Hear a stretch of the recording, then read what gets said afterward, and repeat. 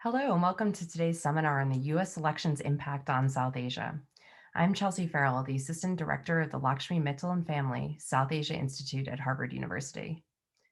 The mission of the Institute is to engage through interdisciplinary research to advance and deepen the understanding of critical issues relevant to South Asia and its relationship with the world. Before we get started, we have a couple of housekeeping items for today.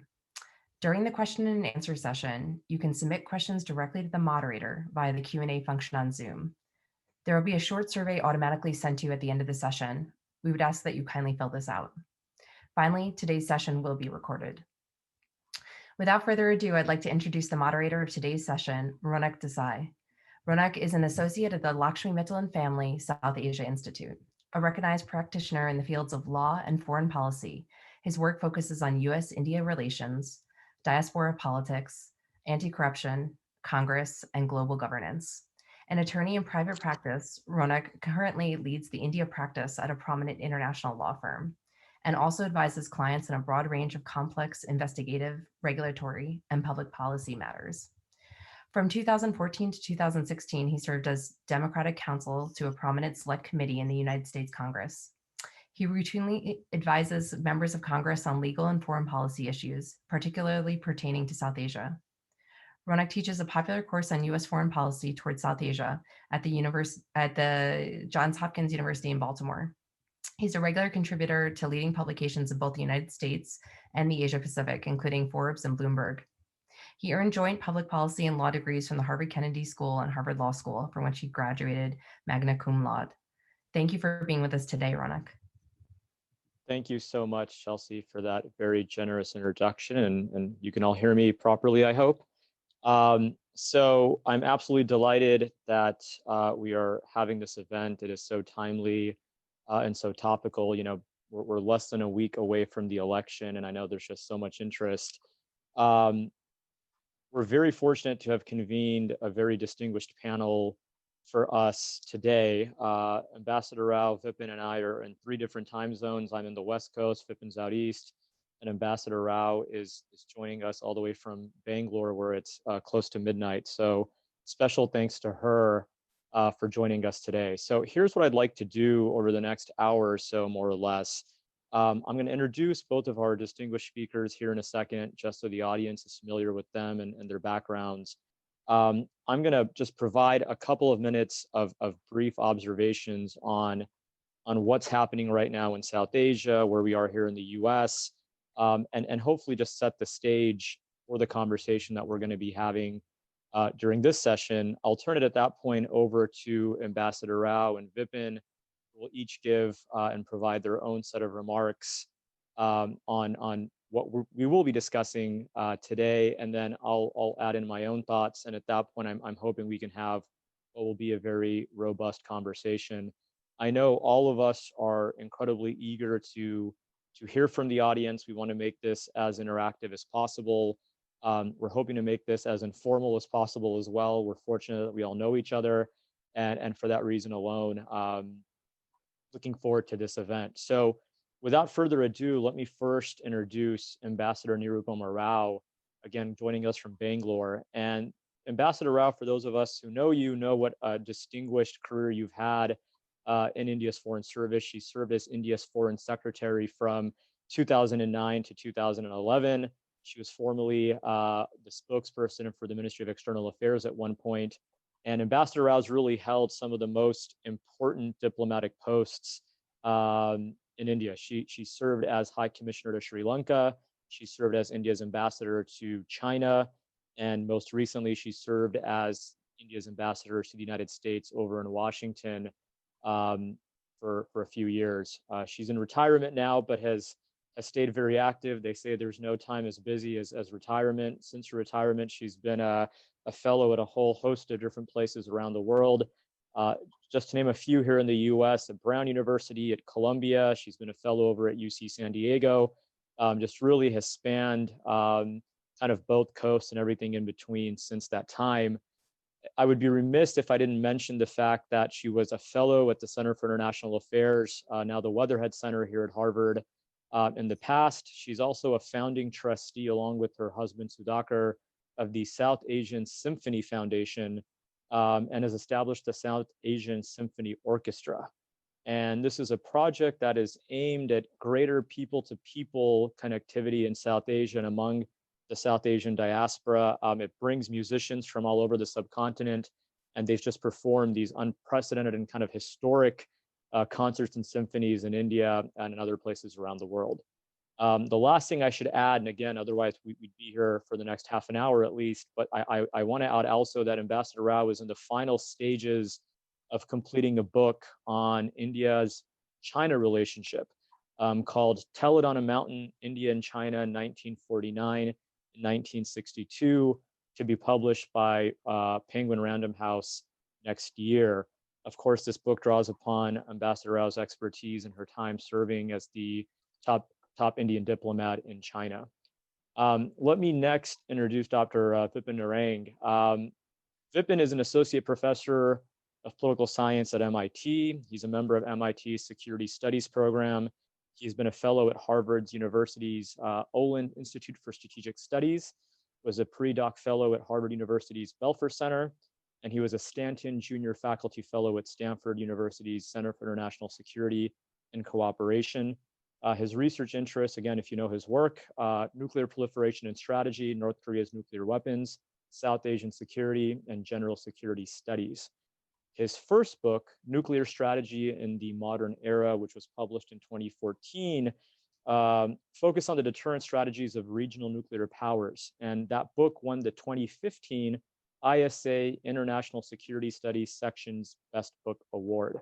He is currently working on his second book, Strategies of Nuclear Proliferation, which explores how states pursue nuclear weapons. His work has appeared in a variety of outlets, including International Security, Foreign Affairs, The Washington Post, The New York Times. I think I just saw him quoted in the Los Angeles Times not too long ago.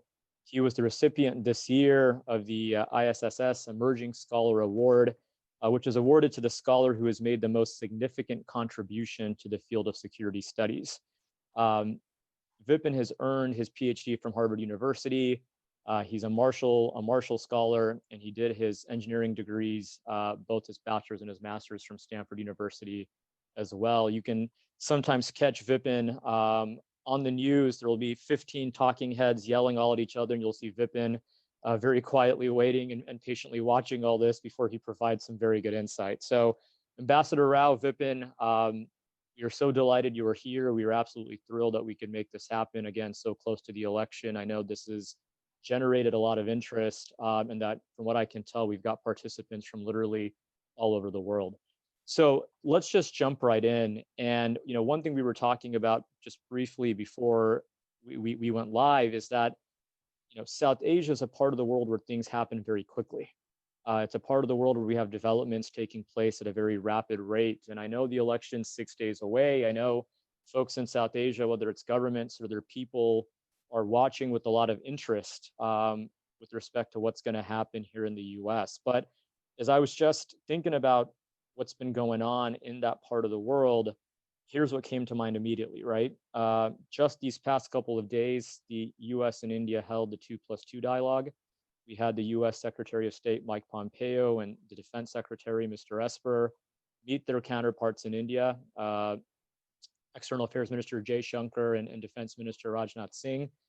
They just signed an important agreement on geospatial satellite imagery sharing and intelligence.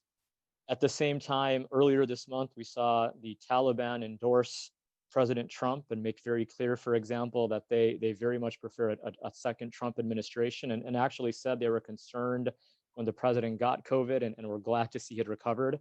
I should note the Trump administration very expressly rejected that endorsement. Secretaries Pompeo and Esper are heading to Sri Lanka. I think now they were in Colombo. They head to the Maldives. They're meeting their counterparts there as well. This comes against a background, of course, of tensions between India and China, and a fairly violent and bloody conflict that erupted back in August. This also comes at a time of increasing tensions between the US and China itself. Internally in Sri Lanka, we saw the Rajapaksa government pass a number of constitutional, what they're billing as reforms, but are ultimately ways to garner more power. And it looks like that government's consolidating power in that country. And in Bangladesh, we're seeing an increased focus on that country and that nation play a greater role in the US's Indo-Pacific strategy. I could go on and on and on, but this is all that's happened in the last 10 to 12 days or so. And I just wanted to highlight this a little bit again to talk about the fact that we're talking about a part of the world that really matters to the United States, but a part of the world that really does deeply care what happens with our elections here as well. And for the simple and inevitable fact that what happens here affects folks there and vice versa. So let me pause there. I just wanted to throw some stuff out there to potentially unpack. And Ambassador Rao, if I can turn it over to you to talk about any of these things or really anything that you'd like to talk about. Again, the virtual floor is yours, sir, to say. Thank you. Thank you, Ronak. And thank you to the Mittal Institute for this opportunity to participate in this webinar and with Vipin and Ronak.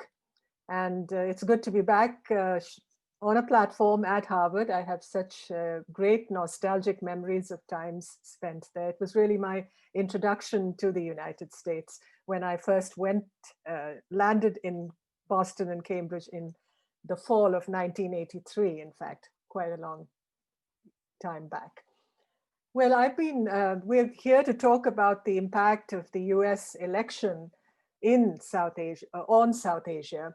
And coming from where I am situated at the moment in Bangalore, which is the Silicon Valley of India, right in the heart of the peninsula, quite far away from the Himalayas. We are in India, we're in what we call in our part of the world, South India. So the perspective from here is very ocean oriented, very outward oriented. We are people, in fact, I come from the coastal state of Kerala, which has interacted so closely with the rest of the world, including with the rest of the subcontinent. So what is the impact of the US election on South Asia? At this moment, of course, we're just a few days away from the end of the campaign, and we hopefully will know the results in the course of the next week or so. And it's too early to say what the impact is going to be because we don't know who is going to win the election, whether it's going to be President Trump or Vice President Biden. There was some impression that the perception was that Delhi had a preference for President Trump, but I think that is a bit far-fetched because I don't believe the government is really, going to state that kind of preference. Never mind what happened at the Howdy Modi events or the Namaste Trump events. But the Trump years have been, I would say, good for the relationship. I think in the main, because the foundational precept or the principle that guides this relationship has been a continuum that has been established from the early 2000s, at least, if not going back before that, with the nuclear deal, with the next steps in strategic partnership, with the Defense Cooperation Initiative, and all the subsequent understandings that have been reached in the administrations of different presidents, be they Republican or Democrat. But during the Trump years, yes, what has marked the relationship is the very good chemistry between President Trump and Prime Minister Modi. They're both, they have their popular base in each of their countries, a very solid base, and their voice seems to resonate among the people, at least those who believe in their mandate and in their mission.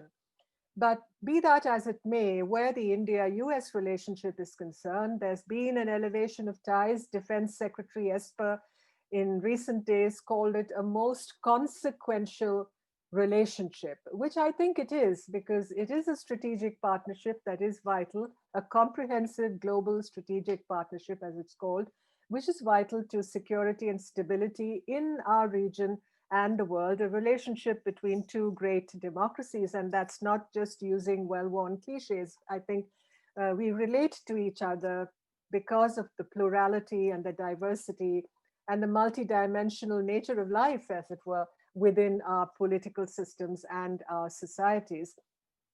Today, that relationship, yes, some say is very defense and security oriented.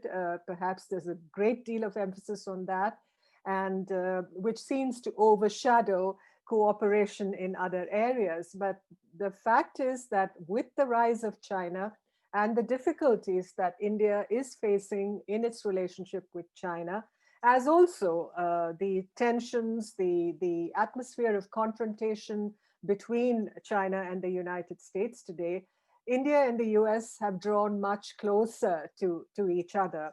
And there is a stress on regional security and a prosperity-based and rules-based international order. So if you look at the 2+2 meeting that just concluded in Delhi yesterday, by 2+2, I mean the meeting of the defense and foreign ministers of India and the United States. So you had Secretary Pompeo and Secretary Esper in Delhi meeting with Defense Secretary Rajnath Singh, Defense Minister Rajnath Singh, and Foreign Minister S. Jaishankar. And they spoke of a shared vision for the Indo-Pacific. And the Indo-Pacific is a geopolitical term that has really gained ascendancy in the Trump years. And so today that region, which earlier, was blanketed under the Asia Pacific with India out of it because the Indian Ocean was not part of it, has now become really a confluence of the two oceans, India and the Pacific. So yesterday in Delhi, during the 2+2 meeting, they articulated, once again, I would say, a shared vision for an Indo-Pacific and global leadership mission that all countries in this region have a shared approach to. So the ministers, the US and the Indian ministers, talked about a commitment to a free, open, inclusive, peaceful, and prosperous Indo-Pacific. And I notice in the discussions that the United States has been having with Bangladesh, they add secure to it, a free, open, inclusive, peaceful, prosperous, and secure in Indo-Pacific. And again, they are talking of ASEAN centrality because we are next door to the Southeast Asian region where we are situated. And so we always talk of the centrality of Southeast Asia, of the ASEAN countries in this vision of the Indo-Pacific, rule of law, sustainable and transparent infrastructure investment, which is not exactly what the Chinese are doing with their development partners in the region.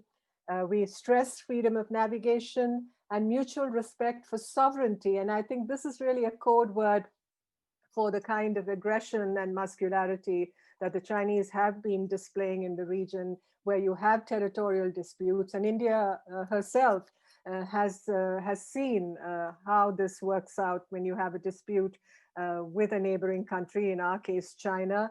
We have a 2,200 mile, approximately mile long border that we share with China. And it's a disputed border because there are disputes along this border which have not been settled, and the situation really flared up. We can talk about it perhaps in the discussion that follows. But what I want to stress is that during the Trump years, we've seen this contiguity and this closeness and this very sort of entrenched compatibility of views and vision and approach between India and the United States when it comes to this our region. The revival of the quadrilateral security dialogue after it had died a premature death in 2007. So now it's been reincarnated, as it were. We Hindus believe in reincarnation, and we have a quadrilateral dialogue. A well-known journalist in India recently called it in Hindi a Cheen Pirit dialogue. That means a dialogue among people who are troubled by China. Though we don't say it, and it's perhaps not diplomatic to put it in such words. But in Tokyo, there was a meeting of the Quad earlier this month, and India, for the first time, also participated in the Five Eyes intelligent grouping meeting to talk about, and this includes the United States, Canada, UK, Australia, and New Zealand, to discuss law enforcement and encryption policies of companies like Apple and Facebook. So we've announced the expansion of the annual Malabar naval exercise to include Australia. Australia had been knocking on the door for some time. It had participated at one stage many years ago, and then dropped out because at that time, I think the equation between Australia and China was very, very different. But anyway, Australia is back now, and these exercises will be held in the Bay of Bengal, I believe, next month. So there is really an expansion of shared goals. Now, will this quickening diplomatic dance, as it's called, how will it pan out if there is a change of administration, and if Vice President Biden is the winner of the presidential election? My view is that this relationship between India and the United States, particularly, is rock steady. It's a stable relationship, and if Mr. Biden becomes president, I expect a continuation of the very strong alignment of interests that you see between India and the US, both in the region and globally. Of course, Mr. Biden is expected to put his own stamp, his own style, and on this relationship. And he's spoken at length during the campaign about how he views the relationship with India and how he's going to approach issues like trade and immigration, and of course, and to take the relationship between our two democracies, the emphasis on democracy, an alliance of democracies. We don't use the word alliance very much in our diplomatic jargon here in India. We use terms like alignment, we speak of strategic autonomy, but there is virtually, I think, a much closer diplomatic dance between India and the United States. So it's really a very consequential relationship. And it's also a pole-proof relationship, as the international affairs, global affairs specialist Raja Mohan put it in an op-ed in the Indian Express just yesterday. So all this is happening against the background of a crisis with China. It's also happening against the background of a very strong presence that China is asserting in our region. And when we look at South Asia, which is essentially meant to be an integer, it's meant to be far more integrated in India and its 7 neighbors. We're 8 countries in South Asia.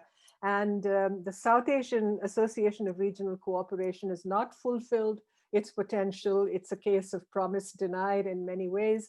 And we need much more integration, much more infrastructural connectivity, much more trade activity, much more people-to-people linkages. And that's really what is the vision for an integrated South Asia that I constantly stress, and in the work I do also outside the field of diplomacy. But China has become the dragon in the room as far as South Asia is concerned. It's much more of a visible presence, and it's making its impact felt economically, developmentally. People call this the age of implementation, and essentially China has proved itself to be extremely adept as far as making a difference in terms of its presence in the region. And that goes for Nepal, that goes for Bangladesh, that goes for Sri Lanka, that goes for Pakistan, that goes for the Maldives, not for Bhutan. Bhutan is a country that does not have diplomatic relations or linkages with China. It has an outstanding boundary dispute, as you know, with China, just as India has. And you're all aware of what happened on the Doklam Plateau in 2017. China and Pakistan are extremely close. They're the Iron Brothers, as they call themselves. Now, is a change of administration as a result of the US election going to make a difference in South Asia? Here again, I believe the approach and the determinant, basically, the determinant is essentially the China factor. And you've seen that with Secretary Pompeo going to Sri Lanka and traveling to the Maldives and then going to Indonesia. The US, and you had Deputy Secretary of State Biegun here in the region, just a few days ago, there is a lot of work that the United States suddenly, it's activated itself in terms of reaching out to these countries. There's a defense cooperation agreement now with the Maldives, which India has also welcomed. With Sri Lanka, you're trying to do more on the Millennium Change Cooperation Initiative. And in terms of trying to get the message across to the region that, diplomacy is not all about running up debts with China, which is what has happened with a lot of these countries.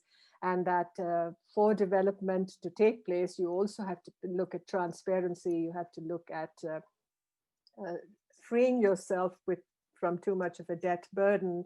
You have to function like, a rule-based international order is expected to function. And I think these countries do understand, but it's also a complicated situation. Take a country like Nepal, it has to achieve a balance, a geopolitical balance between China to the north, between India to the south. And if the United States were to come in, it's a classic three-body problem, I think, that all these countries are going to face.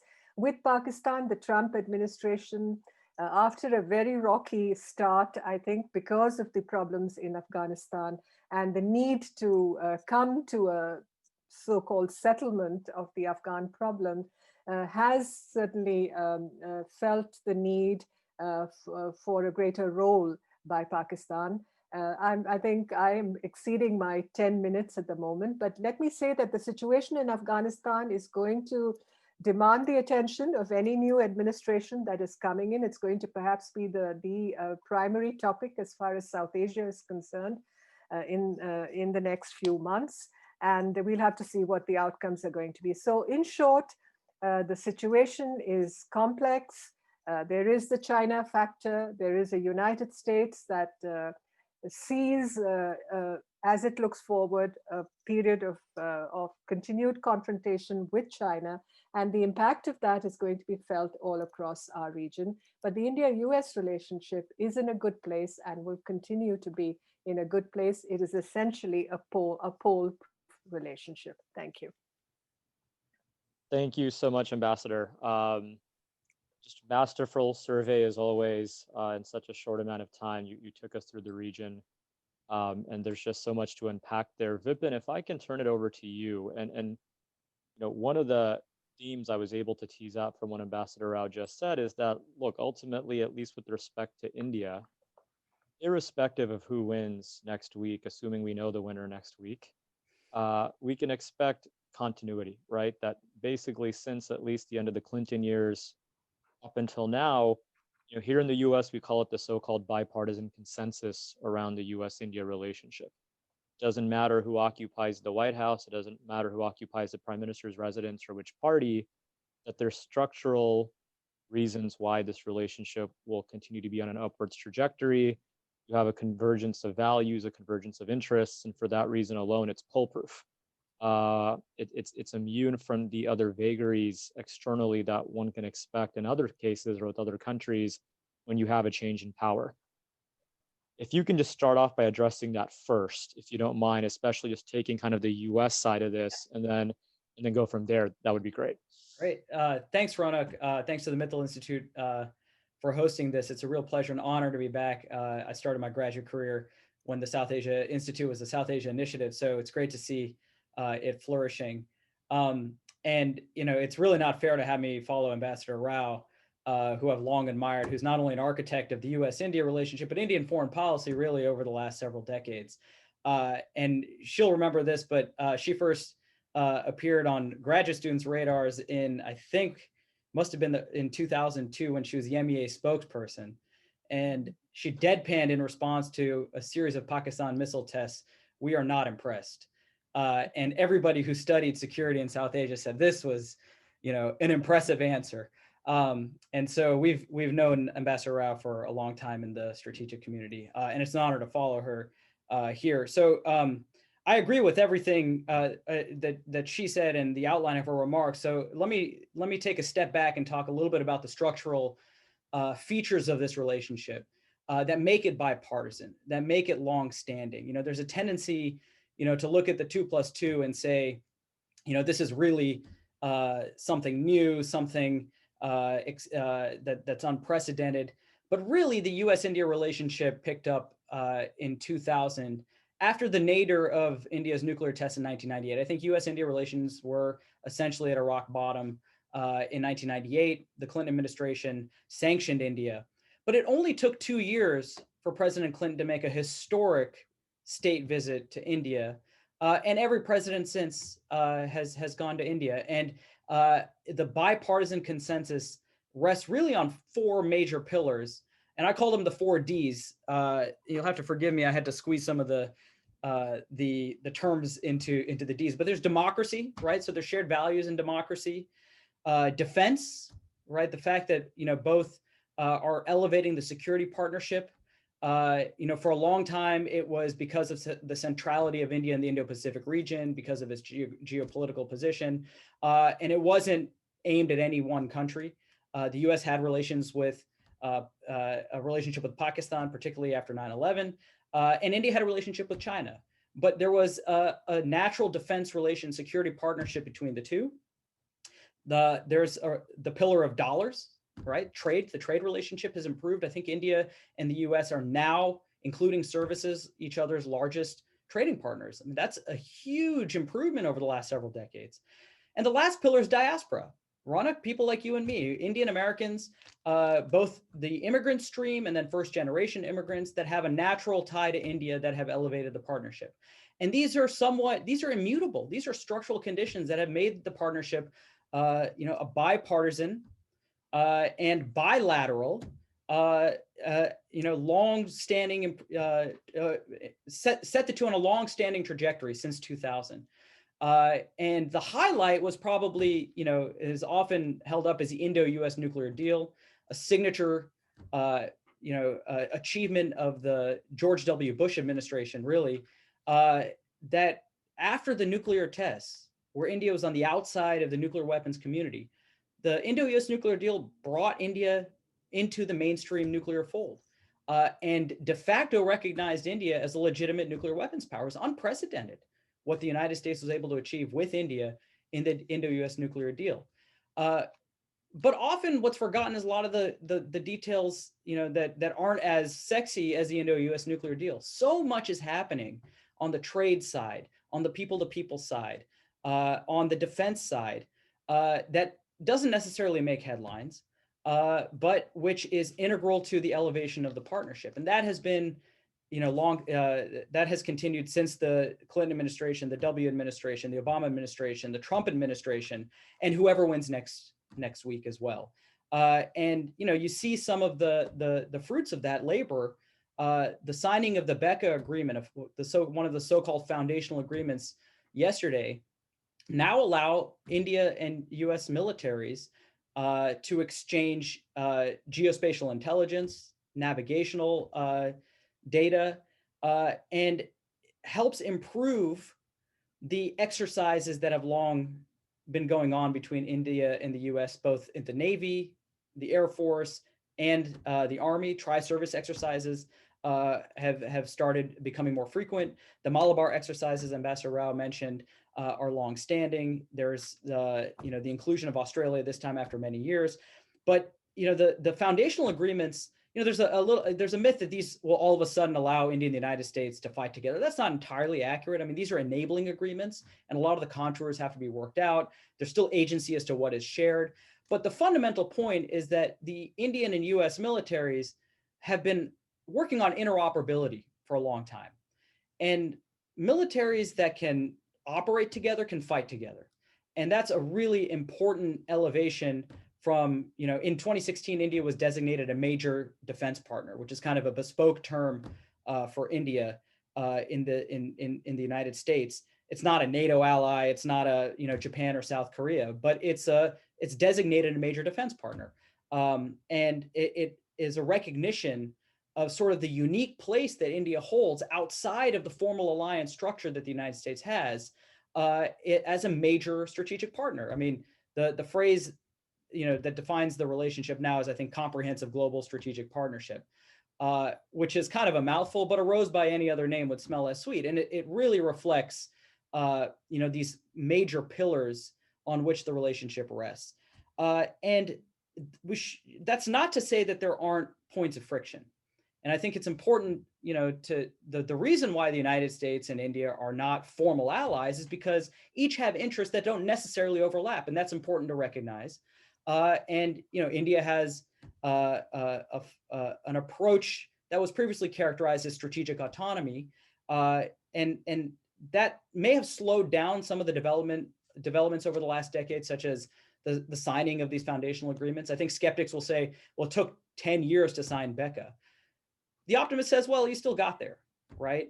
And these points of friction, sometimes it's over immigration, it's over Harley Davidsons, it's over climate change, exist. And there's no need to obscure those. I think friends don't often always agree about everything, but it's important not to forget the major and enduring features over which India and the United States do agree. And dollars, defense, diaspora, and democracy are the four major pillars of that relationship. But it is important to note, and this is something that I want to focus on, Ambassador Rao mentioned, there has been an accelerant lately, right? A catalyst for, I think, a lot of the things that India in particular may have been hesitant about previously have sort of been left by the wayside because of China, right? So I think some hesitations on the Indian side were because India did not want to overtly be seen as entering into a deeper military partnership with the United States, because it wanted to at least congage China in some ways, to borrow a phrase from somebody I just plagiarized from, and I can't remember who said it. But there's China is India's neighbor, and in terms of vertical supply chain ingredients and dependencies for pharmaceuticals, electronics, China is sort of an unavoidable partner. And it's perfectly understandable from a realist perspective why India would want to at least maintain a vibrant trading and political relationship with China. But the fact is, after Doklam, China has become more aggressive. And this year has, whether we want to overtly admit it or not, taken bites out of claimed Indian territory. And it may be that, one can, exploit the ambiguities around the line of actual control and what has precisely happened. We don't understand the ground situation precisely. But the fact is that China has taken pieces of territory that it did not occupy before, that India believed was its own. And this has, I think, sort of clarified for India, and was already clarifying for the United States, that maybe a deeper security partnership with the United States was something that China was going to assume anyway. So why not just dispense with the facades and some of the niceties and accelerate what was going to happen anyway? And I think China has the Chinese behavior, particularly towards India and Ladakh and along the LAC, has accelerated some of these developments in ways that have clarified both for India, but also the United States, that this partnership can be deepened in ways that are beneficial and in both countries' interests. That said, structurally, regardless of who wins next week, there's still limits as to what India can do on a number of dimensions. One, China is still India's neighbor and is still a large trading partner, and India is still dependent on active pharmaceutical ingredients, APIs, into a lot of India's own pharmaceutical industry, electronics, broader trade, and it still has to deal with the fact that China is a neighborhood and an Asian actor. And so there are limits as to what India may be willing to do, and the US has to at least appreciate or accept that. But there's also kind of this other actor in the room, which is Russia. And on the defense side, at least, which is the area that I study most closely, it is an inescapable fact that the Indian military is a Russian military. All of the frontline equipment, from the Sukhois and the MiGs in the Air Force, to the T-90 series in the Army, the tanks, to the naval reactors with the Indian Navy, are Russian provenance, if not outright Russian. And the Indian military cannot turn on a dime. And it needs maintenance and spares, and it needs operations, and it needs further replacements from Russia for all of that equipment, and it's not going to happen overnight, which means India is inescapably dependent on Russia. And that creates some problems for the defense relationship. India is going ahead with the purchase of the S-400 air defense missile defense system. And there is this issue about CATSA, the congressional legislation on Russia for parties that purchase significant Russian equipment. And the S-400 is significant because the United States does not necessarily want its mainline, equipment, F-16s, F-18s operating in the same space as the S-400 because it can give the Russians data on US equipment. And interoperability, India has this problem already about operating a military with so many different suppliers. The reality is that its primary supplier is Russia. And that limits how much maneuvering room India has on the defense side with the United States. There's certain equipment that the US may be reluctant to provide. There may be certain data that the US is reluctant to provide so long as India is, and it inescapably is for the next several decades, primarily Russian military. Now, that doesn't mean that there can't be a very significant and deep cooperation with India on the defense side. I mean, the United States has operated with Russian supplied militaries in the past, such as Egypt, but that does impose upper limits and a ceiling on the relationship. The other big structural impediment, which will have, I think, big implications for who wins next week, is India's economy, right? So one of the attractiveness of India for the United States since 2000 has been liberalization, India's rising economy. Well, the pandemic has put a dent in India's economic rise. And this year is going to be very, very bleak for India's economic growth numbers. And recovering that economy is going to be India's largest challenge because a weaker India, as Ashley Tellis has said, is a less attractive India for the United States as a partner in the defense relationship. So, an India that can't buy ships can't operate and exercise and improve cooperation with the United States in the Indo-Pacific. And so if India's economy continues to decline, it's possible that a Trump administration won't care, will overlook what the Democrats have focused on in the past a little bit more, which is the perceived declining liberalism in India, right? The democratic pillar. The Trump administration has overlooked that for the most part, has been very quiet about it. It is not clear to me, and it's not a foregone conclusion that a Biden administration would.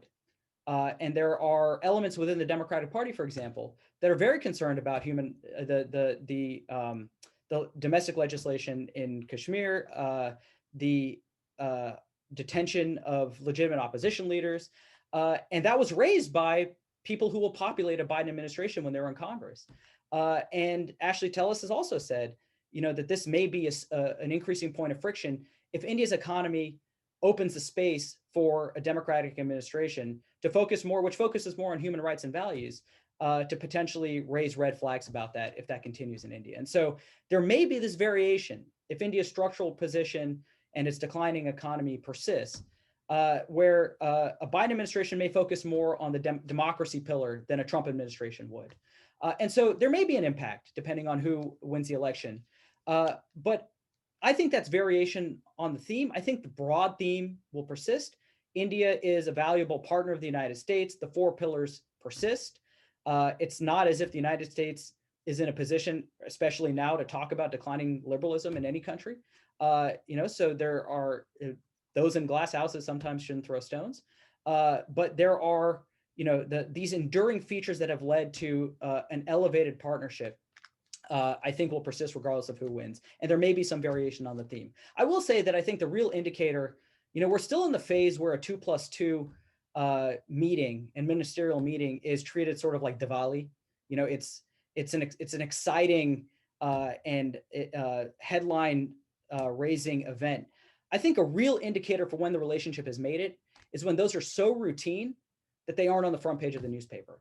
And I think that's what will be a really strong indicator that the partnership has moved beyond theatrics into something that is so routinized and so deep that we don't even think about it anymore, like we do with Japan or South Korea. When a Japanese or South Korean minister visits the United States or vice versa, it's so routine that it doesn't make the headlines or front page news. And I think, that's kind of where the relationship is headed. And I look forward to the day that that's sort of what the relationship looks like. So I'll stop there and turn over to you, Ronak, and to questions answered from the audience. Thank you. No, thanks so much, Vipin. And again, just so insightful as always. And you brought up a number of topics that I want to explore I'm very mindful of the fact that so far most of our discussion has focused on India. I want to make that discussion a bit more panoramic. And before I do that, though, there were a few points that you and Ambassador Rao both hit on substantively and both thematically. What I find striking, right, this idea that there will likely be continuity, there is this bipartisan consensus, and ultimately, we can expect a lot of the same to move forward, given you have these structural, the 4Ds as you call them, and these other factors, embedded within the relationship. I mean, I think the one of the areas that sets Trump apart, which is why I'm focused on differences here for a second, is that Trump comes in, and just like a lot of his predecessors, he spent the first couple of years trying to strike a deal with China, trying to have a friendly orientation to China. If you remember, during the early Obama years, they talked about a G2, which provoked a lot of outrage in Delhi.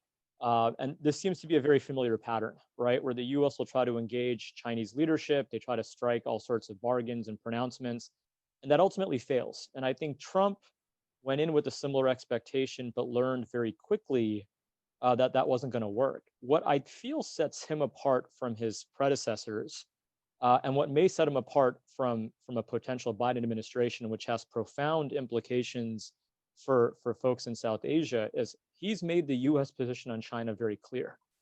Any ambiguity that existed with respect to how they view China, what their posture toward China is, I think has been clarified to a hilt. And if you even look at Secretary Pompeo's remarks in Delhi, in Sri Lanka, what he's likely to say in the Maldives, the Chinese Communist Party is followed by a litany of accusations. And we've talked about the 2+2, and Vipin, you and Ambassador Rao both talked about, on the one hand, the Quad is going through this resurgence. It also seems as if China's become the dragon in the room that folks are willing to talk more openly about. Have the Chinese inadvertently or not pushed the Indians perhaps more closely to the Americans? But what I found striking yesterday is if you compare what Secretary Pompeo was saying about China versus what Minister Jaishankar was saying, it was quite the contrast. Jaishankar, I think, was very careful with, he didn't mention China expressly. I thought his comments in that regard were almost a little bit more bland, right? He very clearly wanted to make sure he was not going to say something that was going to box India in. They're not willing at this point, from what it looks like, to really go much further, at least in terms of the rhetoric, that would somehow foreclose the possibility of a resolution, a settlement of some kind, even in the short to medium term. And the reason I bring that up is if Trump has taken this posture, and again, it might in off the record conversations in capitals around South Asia be welcome. If a Biden administration comes in, this question I think will resurface again. Will you see the Biden folks try to engage China constructively? Will there be elements of both competition and cooperation? How should countries in that region prepare for that, for example, right? If that is in fact the case. If Trump is quite clear on where he is, I think the Biden folks will bring in a degree of nuance, perhaps, that isn't so express than what we've seen over the past 2.5 years. That's one, and I'll have you both comment on that here in a second. The second thing I wanted to also just discuss is I was waiting to see how long it took for Kashmir to be brought up. And I think if this conversation had taken place 6 months ago or 8 months ago, it would have been brought up much more quickly and at the forefront. What's been very interesting to me, I think the Chinese did a great service to India with respect to the Kashmir issue in terms of international fora, where the US is willing to manage a lot of the domestic issues in India, willing to perhaps overlook it, willing to perhaps approach it with the degree, again, of nuance that otherwise wouldn't have existed, because the China question has once again emerged at the forefront. And if we talk to Ashley Tellis, he'll tell you, look, ultimately China and the rise of China, the unknown nature of the rise of China was one of the reasons that brought these two countries together. It's why the Bush administration took such a heavy strategic bet on India. And what greater reminder than to see 20 Indian soldiers murdered on the border with clubs and with nails and so on and so forth. So even in Sri Lanka, for example, right, this debate's taking place there in a different way. Has the US been more willing to overlook the D component, the democracy component, in a country like in Sri Lanka, where there might be some backsliding based on what's happening in the country internally? or human rights issues with respect to the Civil War that were at the forefront of that relationship even 6 or 7 years ago don't seem to be as important, right? Has the China factor as a result ultimately overtaken other considerations that are weighed to be relatively less important than the security, defense, and other ones that we're seeing right now? And Ambassador Rao, if you can, start us off, that'd be great. Okay, let me try and tackle Yes. the issues that you raised. Well, I think, if you're talking about how a Biden administration is going to deal with the China factor, I think the term that Vipin used about congagement, I think would definitely apply. I believe, yes, if you look at the Obama-Biden years and the manner in which China was engaged with, you would perhaps assume that some of that would continue to guide a Biden administration if that were to be the outcome of the elections next week. But I'm not sure that if it's going to be exactly like that, because, when you talk of bipartisan consensus regarding India, there is, of course, a very, very now entrenched bipartisan consensus within the United States and across the popular spectrum about China, about the threat from China, about the way China has shortchanged the United States, and about the death of engagement with China. So even Mr. Biden has used rather, negative terms like calling China a thug, for instance, in one of the debates. So I don't believe that the approach to China will be vanilla anymore. I think it may not be as strident and as in your face as how Secretary Pompeo refers to China and the Chinese Communist Party, and he insists on calling President Xi Jinping General Secretary Xi Jinping. So it's become very ideological. I'm not so sure to what extent the ideological factor will define the approach to China, but it will be defined a lot by the outcomes that we are now able to perceive with the benefit of hindsight about the steps that the United States took in regard to bringing China into the global fold, and how how that had failed. I mean, there is a failure at the heart of all that happened vis-a-vis China, because ultimately China did not play by the rule book by and large. And China has an approach to the global order that is essentially very different from the kind of structures that we built in the post-war period, and which essentially all the world has subscribed to these years, and especially after the fall of the Soviet Union. And we assumed that that would be the end of history, but that has not happened. So the whole Chinese approach to building a world order that is more conducive and compatible to their own image of how stability is to be defined, and how governance is to be defined, and how diversity is to be dealt with. All that is essentially conflictual when it comes to the principles that we define as composing the world order today. So I don't believe it'll be easy for Mr. Biden, if he becomes the president, to approach China in a way that is tangentially different from how the Trump years have, defined the approach to China. And I think you have to give Mr. Trump that credit when he really tore the veils off China and was able to expose it for what it is. And I think most of the world sees that threat today. There's a complete diminution of trust, the trust factor, when it comes to China. So I believe that a Biden administration, for all its emphasis on, dealing with China and trying to be able to persuade and convince China to play by the rules, I don't think that's really going to work. So you are going to see difficult times between China and the United States, and that has an impact on the rest of the world and on all of us who are also seeing this very forbidding and also negative face of China today.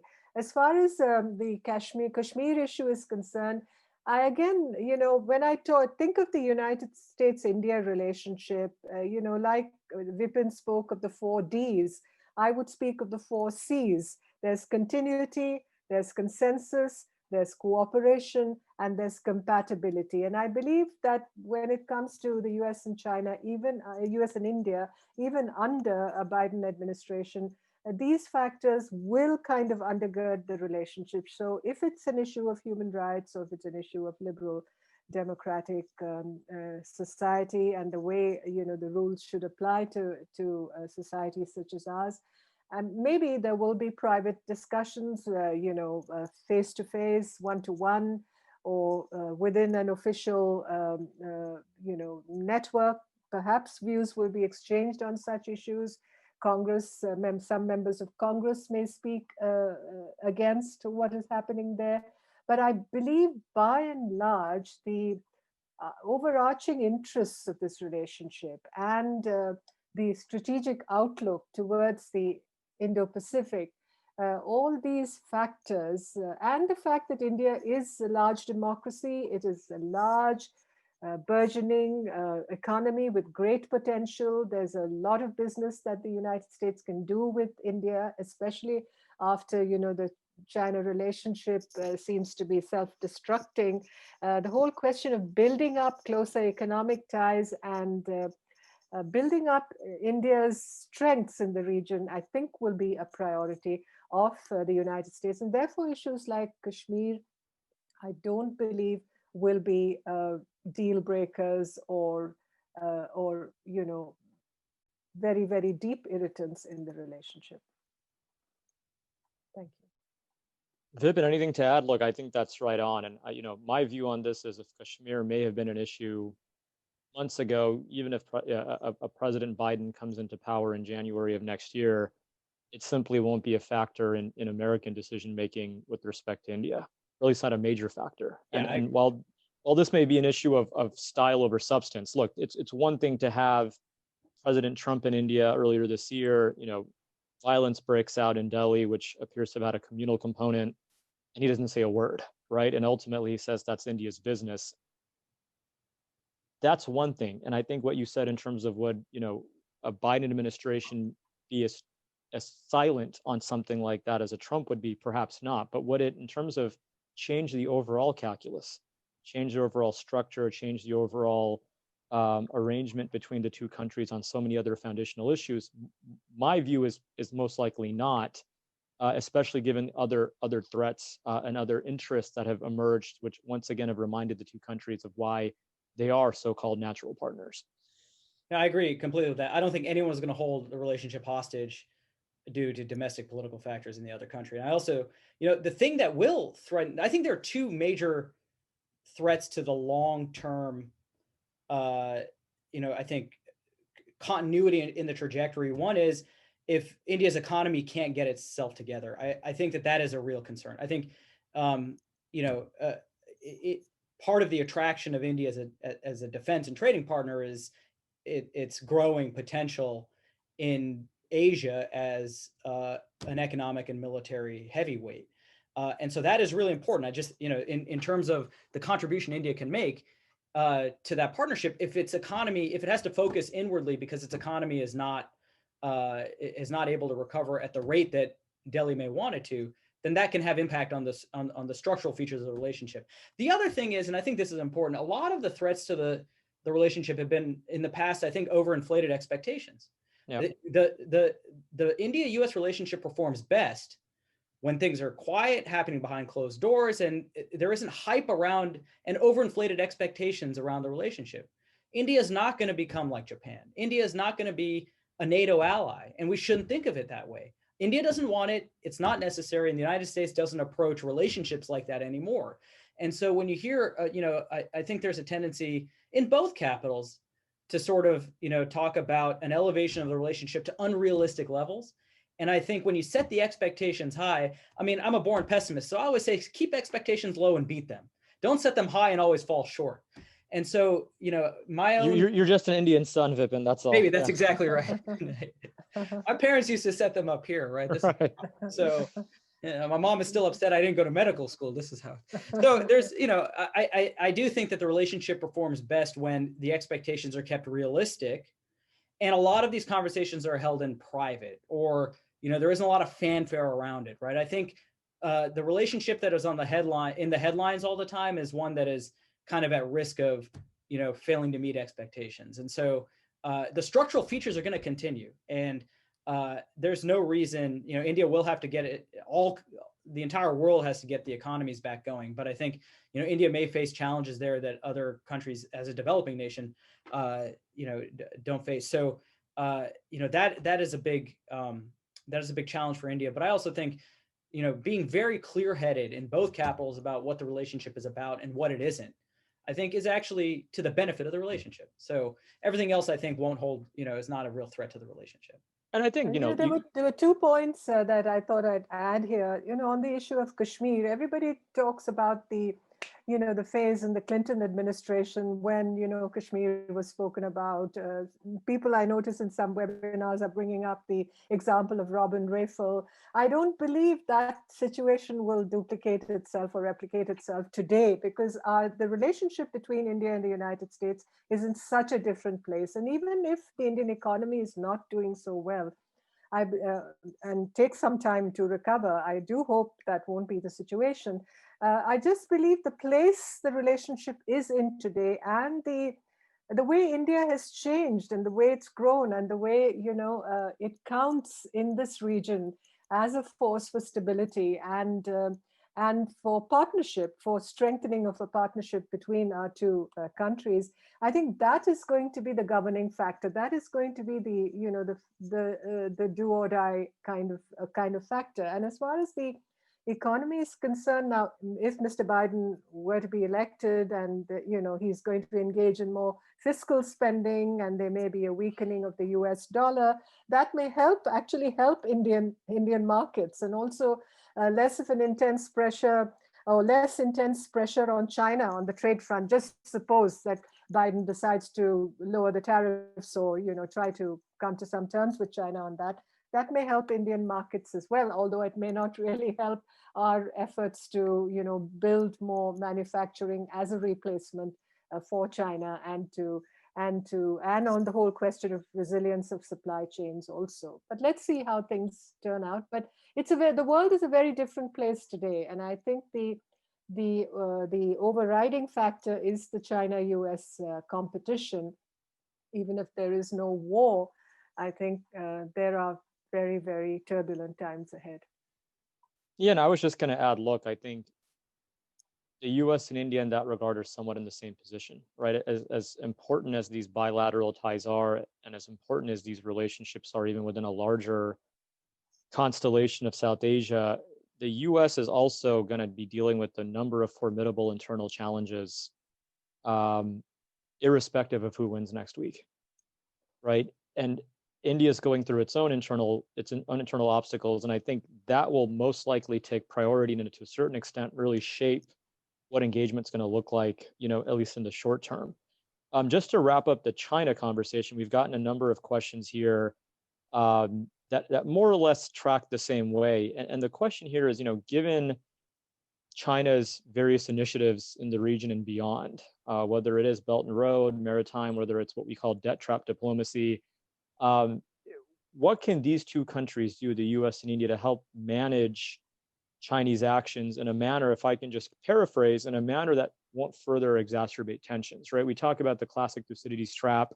Are you taking actions that are making, your potential adversary more insecure, which leads to an escalation? What can and should these two countries be doing beyond what they've already done to help manage, Chinese actions or Chinese revisionist actions in the region and beyond, in a manner that's responsible and still can lead to, a more secure global architecture? And Vipin, if you want to start us off. Yeah, so I wanted to add just one thing on the India-US relationship. One advantage that if Vice President Biden wins next week, one huge advantage he has is he doesn't have to do a huge repair in the way that he would have to do with Europe and Asia, because President Trump has so disrupted American relations with almost every other country. Our closest, in fact, it is better to be outside of America's formal alliance structure right now, because, if you're Germany and, continental Europe, there's a lot of repairing to be done. But President Trump, India has been one of, in terms of continuity and just in terms of foreign policy, it has been one of President Trump's bright spots. And that gives the vice president or a Trump too a huge advantage. You don't have to do a huge repair. There isn't a concern, that even under President Trump, the U.S. stayed the course with India, and so that's a huge advantage no matter who wins. And that actually, I think, is a testament, a surprising testament to the relationship. I think if you had asked me, given President Trump's own, somewhat, racist proclivities, whether that would have happened, I don't think in 2016 it was a foregone conclusion, but it did, and that was a big bright spot. Now on the China question, it's a very good question because in international relations theory we have from Bob Jervis this deterrence versus spiral model, and the U.S. and India I think want to bolster deterrence against China, but China gets a vote, and it is not clear to me that China will see anything that the U.S. and India or the U.S. does with anybody else, which may be intended for deterrence purposes, as anything but spiral. Right. And we may be there. I'm actually increasingly convinced that there is no deterrence model. We're always in a spiral world. And that has huge implications, I think, for the United States in particular, but also for America's partners in the Indo-Pacific region. And there should be no illusions that these deepening partnerships are going to be viewed either instrumentally, and I think largely instrumentally, by China as sort of a self-encirclement midst of empire, development. And they will use it, Xi Jinping may use it to rally around the flag. Look at what the US is doing with all of our neighbors. They're encircling us, right? Even if it's self-encircling, which it seems to be. I mean, China is the one who took bites out of India's territory. China is the one who's behaving the way it is in the South China Sea and Hong Kong. And it is the revisionist power. But the narrative in China will easily be, you can already see it happening. If India and the U.S. deepen their partnership, this is provocative against China. So I'm not sure if there's a way around this. And that has real implications for how the relationship should be viewed and thought of, right? So we should have no illusions that these are going to be viewed as defensive in nature. The Chinese are going to view this as provocative, and we should adjust accordingly.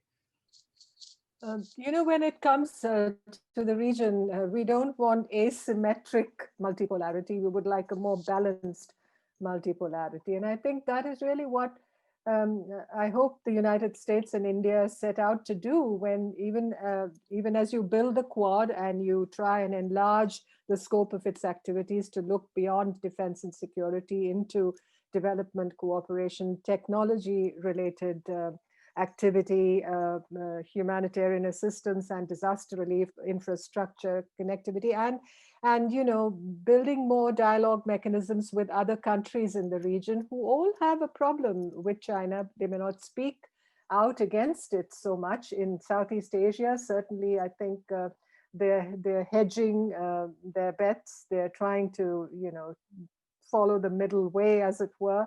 But they have their problems with China, and I think they need some reassurance on that count. And as far as our South Asian neighbors are concerned, bar Pakistan, which of course is another subset altogether, I think they're also striving for that kind of balance. It's not, what the question is, what can Washington and New Delhi do to further their interests, especially in the light of China's Maritime Silk Road and Belt and Road Initiative?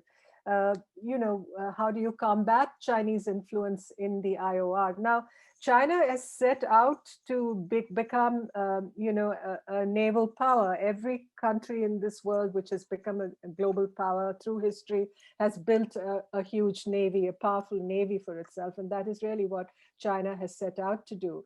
It's not yet a powerful presence in the Indian Ocean, but its reach is being extended, especially, the buildup of its presence in Djibouti, which is essentially a logistic facility but I believe they've built a huge jetty there, which can accommodate an aircraft carrier as it, if it were to berth there. And what it does in Gwadar, the port it has built in Pakistan at Pakistani request, as history tells us. But today, of course, it's there for the Chinese. It's their outlet to the Arabian Sea. Similarly, their relations with Bangladesh and Myanmar are essentially building them that reach and that access. Also with Sri Lanka, the port of Hambantota, on which they have a 99-year lease. So there is a possibility for a pivot really to take place in these areas. I mean, China is taking out sort of insurance policies, as it were, to build a presence for itself in the region, which it can then augment. So we have to be alert to all this. And I believe that the partnerships that India, the United States, democracies like Japan, we didn't talk about Japan, but Japan is really going to play a key role also in building this architecture for the Indo-Pacific, which is more transparent and inclusive and rules-based. But I think the cooperation that we need to focus on must, of course, be defense and security. It must include interoperability, but it has also to look to the interests of all these countries in the region and how they perceive the China threat and how they would like more of a balanced multipolarity. It is remarkable, I must say, that only 18 months removed from Pulwama and Balakot, we're not talking about Pakistan at all. And China has done this essentially, on its own. And I think that's for Washington, this is the conversation that it's wanted to have, and the clarity from India that it's wanted. And for India, I think it also provides clarity as to who its primary threat is in the region. And we're only 18 months removed from that, and the fact that that's right, it's kind of on the sideline it's a remarkable feature. Yes. No, exactly. absolutely. And we've got a few minutes left. I want to slightly shift gears a little bit because we've gotten a number of questions on diaspora. This is something that you've both mentioned in your respective remarks. I do think that the diaspora has always been a factor in the relationship. And we can talk about the Indian American diaspora. We can talk about the South Asian American diaspora. I know these taxonomies are loaded themselves, but I think especially what we've seen in the last just few months is that the community here in the US has garnered more attention, both as a voting bloc and both in terms of its role in growing public service that it hasn't before. Obviously, Senator Harris's ascension on the ticket has further amplified that. And just a couple of weeks ago, I know Devesh Kapoor and Millen and others came out with this just really great study and numbers, right? That's something we always look for, are assertions supported by hard facts and numbers where they said, look, there is a partisan dimension to diaspora. But one of the most striking features of that study that was published is that US-India ties actually don't rank very high in terms of the set of issues that Indian American voters find important. And at least anecdotally, this was a surprise to me, right? I remember as a kid growing up in Southern California, you get all these members from the SoCal delegation showing up at the India Day Independence Parade on August 15th and saying, my wife loves wearing saris. I love samosas. We'll never sell F-16s to Pakistan. And that was kind of it. And, you would talk to folks from my parents' generation where this was the real issue of, Pakistan's nefarious behavior or Chinese designs. This study says that's not the case.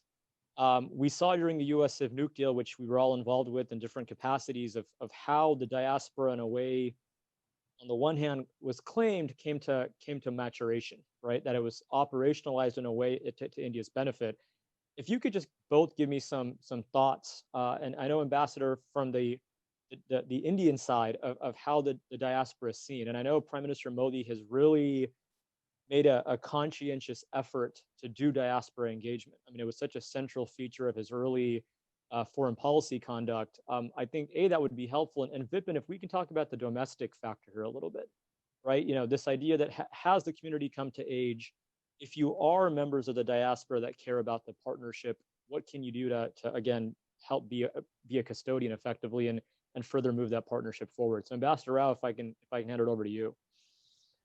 Well, Ronak, I think from India, from here in India, we're very proud, really, of the Indian American diaspora and just the successes that it has notched, over the years, and how it has entered the the mainstream of American life. I mean, I personally have always felt that while the diaspora obviously needs to focus on issues back home, and they have been of great help to us when it's come to legislations that have really affected the course of India-US relations. Their role and their contribution can never be minimized and needs to be celebrated, no doubt.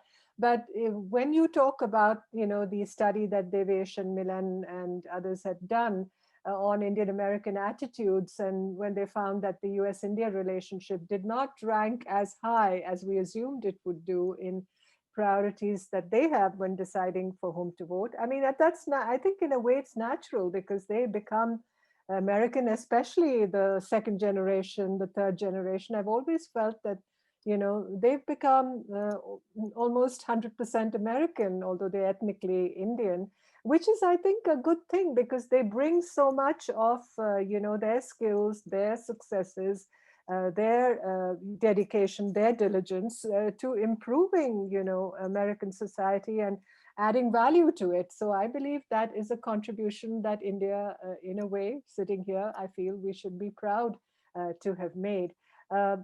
We will, of course, encounter different attitudes. I mean, I know the problems that occurred when the issue of Kashmir was raised by certain Democratic members of Congress and how that, really riled the government in Delhi.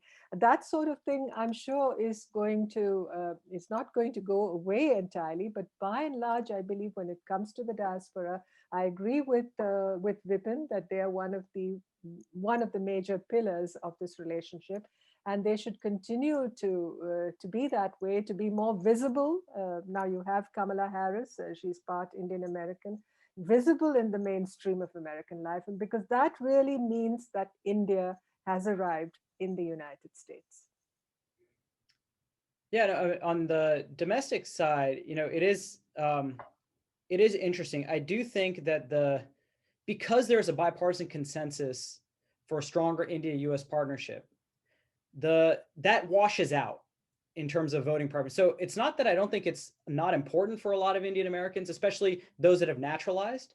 I just think because both parties are basically in the same place, then what their party ID is sort of determined by either their pocketbook or liberal democratic values if they're Democrats, right? So what's interesting to me though is actually once the foreign policy bit washes out, the percent of Indians, I think Milan and Devesh and the UPenn graduate student Sumitra Bhadra Kumar, I think is was one of the lead authors. It's 72% of Indian Americans identified as Democratic, which is the highest of any minority. And that's against their pocketbook interests in a lot of cases, which shows how much the values piece matters, I think. And it raises these interesting questions. They surface this in the report, right? How much, the split on the approval for Prime Minister Modi is much more even.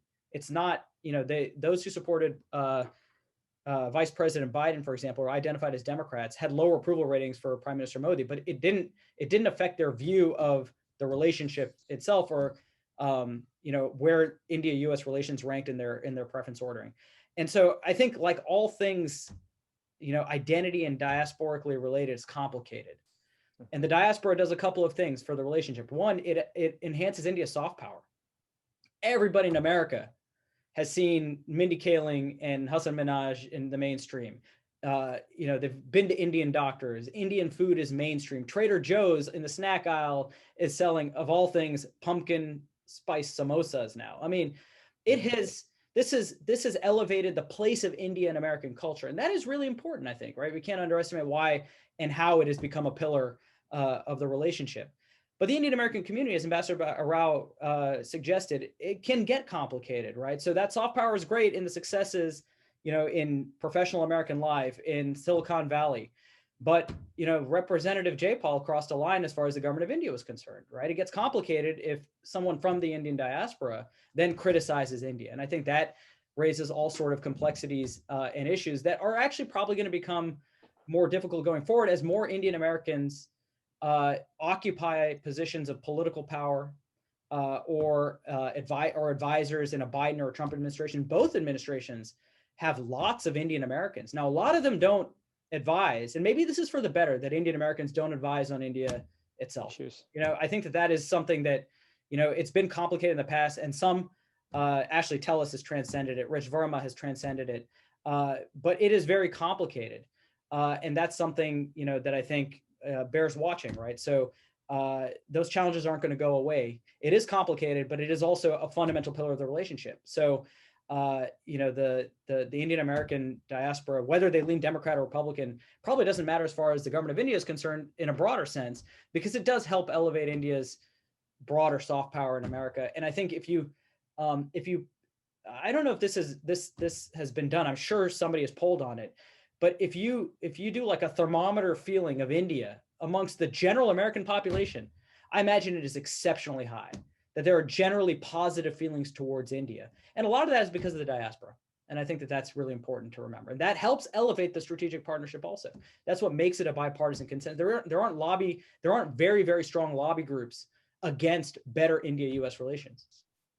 Yeah, and look, India is in a very unique and I think advantageous position where both parties are trying to prove that they're better for the relationship than the other. I mean, there's no other country that I can think of where that's the case. And even, you know, with Howdy Modi and I was there backstage, I mean, the idea that that kind of event could be organized for another leader just defies one's imagination, right? That's something that's so uniquely, again, favorable to the bilateral. I mean, one thing that I will say just in closing here is, you know, I think about the diaspora, and ultimately when I read, you know, Divish and Milan's work and kind of see how the diaspora's role has changed over just the past 5 to 7 years, I think we can draw a few conclusions, right? One perhaps is, yes, it might be overwhelmingly for one party versus the other, but it's still not a monolith.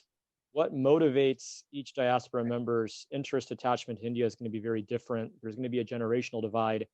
I think, you know, US Civ Nuke, that experience allowed many to conclude that ultimately, if you're able to galvanize the diaspora is galvanized on its own. It was the first time that all these, what I call alphabet soup letter groups, came together toward a common cause, even if they didn't quite understand the technical components of the detail of the deal. They said, look, this is good for the relationship.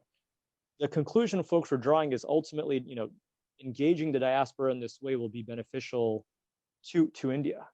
I wonder now if that's still the case, given that we have these generational divides, perhaps, given the fact that you have Indian American members that have arisen as some of the most vocal critics of India with respect to components of the domestic policy or whatever it may be, that, you know, that idea is going to be re-examined, right? That the diaspora perhaps can play a role, they can perhaps be engaged, they can be cultivated, but there's going to be limits to just how far, and that goes both ways, I think, ultimately as well, moving down the line. And I think, you know, ultimately, irrespective of who wins next week, you'll see more Indian Americans or South Asian Americans in positions of influence. And that's happened under every administration. And the way in this country that we are used to having our physician be of South Asian American descent, and we're used to having our engineer, having your public servant, your member of Congress, your federal judge, your local county official be of South Asian American heritage, that at some point will become unremarkable. And what implications that has for the conduct of foreign policy from the US to India and vice versa, I think has some interesting implications. But I'm again mindful that is a discussion for a whole other session amongst us. But I'm told that we are at time. I just want to give both of you 2 minutes to see if there's any wrap up that we want to do before we conclude. And again, just a final word from you both, if you do have one. I want to give Ambassador Rao the final word. So I will just very quickly on this point also say that, you know, there's also, I think analysts and scholars were surprised at the Indian government's response to some of the criticism, right, from members of Congress, because that criticism wasn't necessarily coming from no one was saying they don't want bad India-US relations. And so I think India and the government will also, I think, improve how it accepts or deals with that criticism, maybe behind closed doors, maybe, there isn't the need to dismiss or attack the people who criticize, because the critics can be friends also. And I think this is a very American thing also. That's just not true. That's a very Indian thing too. Everyone criticizes everybody, right? This is a universal democratic norm that criticism doesn't necessarily mean hostility, and that friends can criticize each other and do so from a good place.